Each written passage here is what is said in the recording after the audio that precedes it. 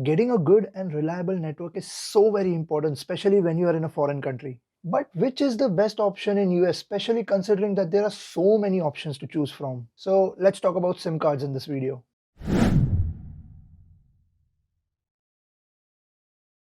Hello guys, what's up and welcome back to another video in the series Life in US. This video series is a guide that would help you prepare for your journey in US and also help you better adjust once you are here in this country. Link to the entire playlist would be in the description, so feel free to check it out.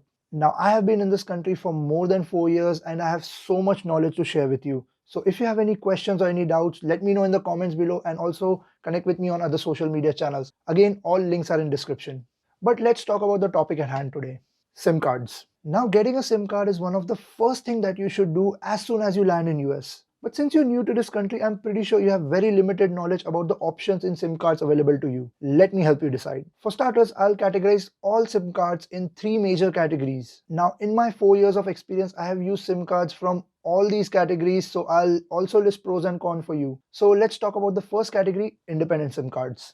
Independent SIM cards is the most popular choice for new international students. This is partly because you can get them easily at any shopping store like Target, Walmart, etc. Now some of the major brands under independent SIM cards are H2O, Mint, Ultra and many more. I know these are funny sounding names, but they are great. Independent SIM cards is the cheapest option that you have available in this country. Average monthly cost of SIM cards under this category would be around $15. Also, most of the plans that these SIM cards offer have international calling for absolutely free. Price and international calling are the two benefits that make these so very popular among international students. Also, purchasing and activating these SIM cards take literally less than 5 minutes, and also you don't have to be part of any family plan to avail all the benefits that these SIM cards offer at a relatively cheaper rate. But then again, there are some cons as well.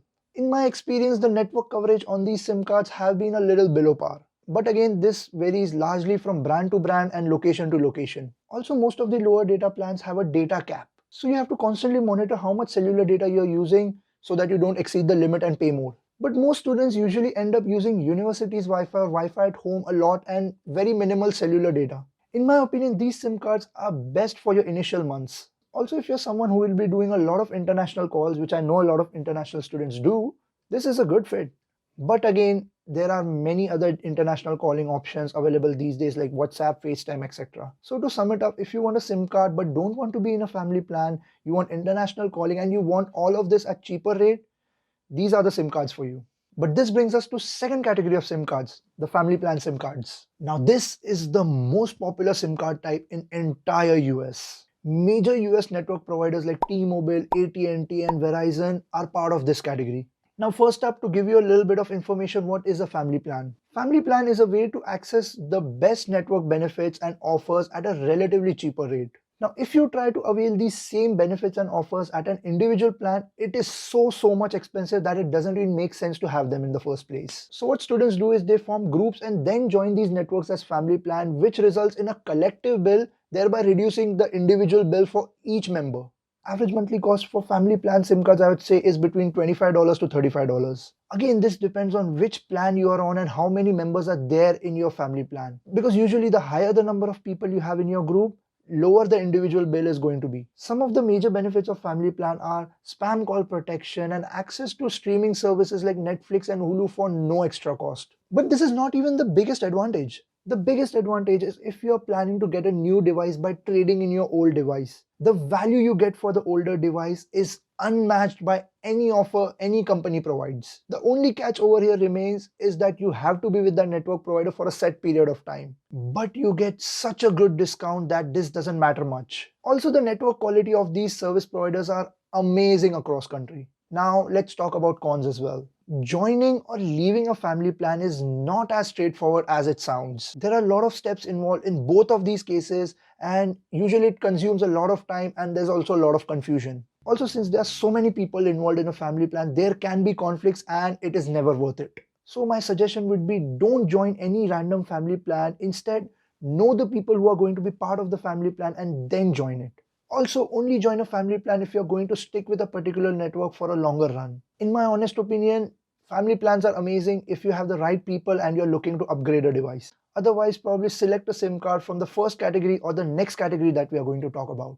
Before we talk about the final category, make sure to like this video because I don't know, people say it helps with the algorithm. I'm not sure, so hit the like button and then I'll see in the analytics. Also share this video with new students or in your student groups or some potential US student groups so that they know how things work in this country. And lastly, make sure to hit that subscribe button. But now let's talk about the best network, the best customer service and best new phone offer. Category 3, Google Fi. Google's network subscription is so amazing that it deserved a category of its own. I have personally used Google Fi for more than 2 years and have never had any complaints. If I even had one, it was resolved in no time whatsoever. The customer service was this good. And this is something that Google Fi prides on. Talking about network quality within US, outside US, I have never faced any network drops or potential call disconnects, which is a big thing. With Google Fi, I even had network in areas where my friends on other network providers failed to get a good quality network reception. If you're looking to buy a new phone without a trade-in, Google Fi has amazing offers throughout the year. The only criteria in most of these cases is that you have to use the Google Fi subscription for minimum 2 months. It is only 2 months because this is the confidence that they have in their service. Once you join, you don't want to leave. But now you might think, wow, this sounds perfect. Are there any cons? Yes, there is a con with this as well. Google Fi is a bit expensive compared to the two categories that we talked about before. Lower tier plans can be very expensive if you use a lot of data. An unlimited plan is expensive if you are not part of a family plan. But again, if you're someone who's going to be on university Wi-Fi or your house Wi-Fi a lot of time, this data limit isn't much of a problem. So now the only time you end up using data is when you're traveling or going on a vacation, but that's a one-time thing. In my opinion, Google Fi is amazing if you can keep a check on the data that you use or you have a great group to join a family plan with.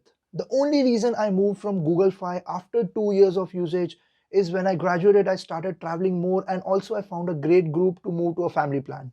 In a nutshell, this is how my timeline of using various network provider looks like. When I first arrived in this country, I started with the independent SIM for a few months. It was very cost effective and not being in a family plan gave me total control of my network usage. But now after a few months, I wanted to have a more reliable network because I started applying for jobs and internship and I was expecting calls from recruiters.